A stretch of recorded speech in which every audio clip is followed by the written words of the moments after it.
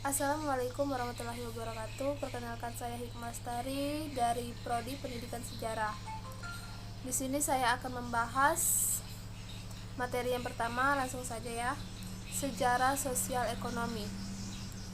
Ya, dapat kita bahas di sejarah sosial ekonomi adalah mengapa keadaan rumah tangga menjadi faktor yang dapat menentukan tinggi rendahnya keadaan sosial ekonomi seseorang dalam masyarakat. Jawabannya adalah kedudukan atau posisi seseorang dalam kelompok masyarakat yang ditemukan oleh jenis aktivitas ekonomi, pendidikan, serta berpendapatan. Yang pertama, dalam pembahasannya, sosial ekonomi sering menjadi objek pembahasan yang berbeda. Dua, dalam konsep sosiologi, manusia sering juga disebut dengan makhluk sosial, yang artinya manusia tidak dapat hidup wajar tanpa adanya bantuan orang lain. Sehingga arti sosial sering diartikan sebagai hal yang berkenaan dengan masyarakat. Materi yang kedua adalah bagaimana perkembangan ekonomi sejarah Sriwijaya. Adalah perkembangan ekonomi kerajaan Sriwijaya. Pada mulanya penduduk Sriwijaya hidup dengan bertani, akan tetapi karena Sriwijaya terletak di tepi sungai Musi dekat pantai, maka perdagangan semakin cepat berkembang. Sriwijaya mulai menguasai perdagangan nasional maupun internasional di kawasan perairan Asia Tenggara. Pertanyaan kedua adalah mengapa Sriwijaya disebut kerajaan maritim? Kerajaan Sriwijaya disebut sebagai kerajaan maritim karena didukung oleh berbagai bukti yang ada, yaitu letak kerajaan Sriwijaya yang terletak di wilayah tepi sungai Musi sebagai sungai terpanjang di Indonesia, sehingga dekat dengan air dan transportasi perairan. Sudah mengenal teknologi pembuatan perahu. Materi yang ketiga adalah mengapa Nusantara menjadi bagian tak terpisahkan dari jalur perdagangan yang dikenal dengan jalur Sutera. Penamaan jalur tersebut karena Cina membawa komoditas Sutera cukup banyak untuk dijual di wilayah lain. Ramainya rute pelayaran mendorong timbulnya bandar-bandar penting di sekitar jalur Selat Melaka, yaitu Samudra Pasai, Malaka, dan Sumatera Utara, atau dulunya kota Cina. Pertanyaan yang kedua di materi ketiga ini adalah bagaimana usaha pertanian di masa Majapahit dapat berkembang dengan baik. Secara faktor geografis yang berada pada dataran rendah yang luas, terdapat sungai dan terdapat beberapa gunung berapi yang aktif sehingga menjadikan kandungan tanah di sekitar Majapahit yang menjadi subur. Faktor lain yang ikut berperan untuk perkembangan pertanian ini adalah dukungan dari pihak penguasa kerajaan berupa pembuatan tanggul sungai, pembuatan waduk, pembuatan dam. Pembuatan fasilitas pertanian tersebut dapat digunakan sebagai sarana irigasi dan juga sebagai sarana untuk menanggulangi bahaya banjir. Materi yang kelima adalah bagaimana dampak positif sistem tanam paksa. Dampak positif sistem tanam paksa untuk masyarakat, rakyat Indonesia, terutama golongan elit, mulai mengenal kegiatan ekonomi pasar. Rakyat Indonesia mengenal tanaman-tanaman serta teknik menanam tanaman yang baru. Hal ini relatif penting karena tanaman yang diperkenalkan adalah tanaman mahal yang berorientasi ekspor. Pertanyaan yang kedua dalam materi kelima adalah mengapa diberlakukan sistem tanam paksa.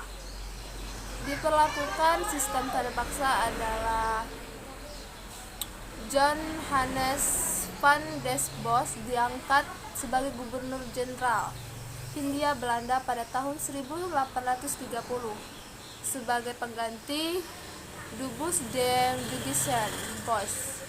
Mendapat tugas untuk meningkatkan produksi tanaman ekspor yang tidak dapat dicapai oleh pemerintahan sebelumnya. Tugas ini sangat mendesak karena keadaan keuangan di negara Belanda sangat parah. Solusi yang dicetuskan untuk Bos ialah pelaksanaan sistem tanam paksa. Sejak tahun 1830, masa tanam paksa berlangsung selama kurun waktu 50 tahun 1830 sampai 1880. Materi yang keenam adalah bagaimana tujuan Jepang melakukan propaganda.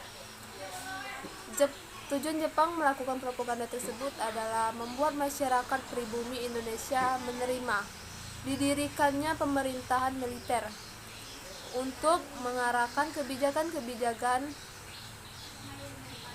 pemerintah militer agar dapat menghapuskan pengaruh-pengaruh Barat di kalangan rakyat Jawa dan memobilisasikan rakyat Jawa agar Jepang mendapatkan kemenangan ketika melakukan Perang Asia Timur Raya. Pertanyaan selanjutnya di materi ke-6 adalah mengapa Jepang mengajak kerjasama golongan nasionalis Indonesia? Adalah pertanyaan selanjutnya di materi ke-6 ini adalah mengapa Jepang mengajak kerjasama golongan nasionalis Indonesia? Karena Jepang menganggap bahwa golongan nasionalis ini memiliki pengaruh besar terhadap masyarakat Indonesia. Materi yang ketujuh adalah mengapa Sumatera Selatan dikenal sebagai pusat peradaban masa lampau. Sejak lama Sumatera Selatan dikenal sebagai pusat peradaban masa lampau jauh sebelum kehadiran Kerajaan Sriwijaya. Di zaman prasejarah, Sumsel memiliki peradaban yang sangat cukup maju, seperti terekam pada peninggalan artefaknya. Contohnya ditemukan tembikar polos, beliung, dan ditemukan lukisan dengan motif manusia, binatang, prola, dan motif geometris merupakan peninggalan zaman Megalitikum. Motif tersebut menandakan bahwa zaman tersebut adanya sistem kepercayaan terhadap nenek moyang dan alam. Pertanyaan selanjutnya di materi ke-7 adalah bagaimana cara Belanda meruntuhkan Kerajaan Palembang? Belanda masuk Sumatera Selatan ketika Kerajaan Palembang runtuh pada tahun 1823. Belanda merebut Keraton Palembang.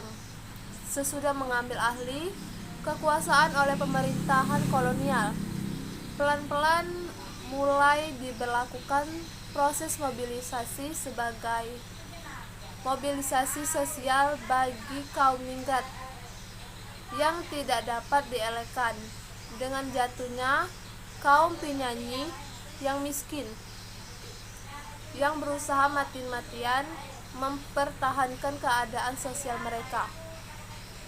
Selain melakukan kolonisasi, pemerintahan Belanda juga melakukan kristenisasi kepada masyarakat.